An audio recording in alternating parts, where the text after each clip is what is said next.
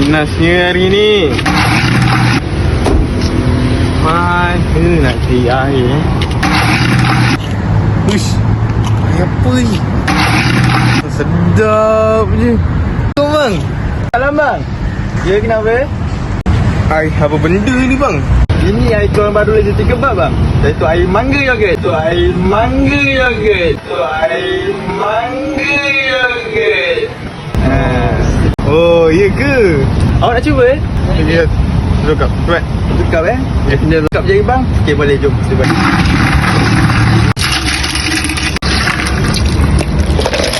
Siap bang? Okey tu. Okey, terima kasih. Hush, lain macam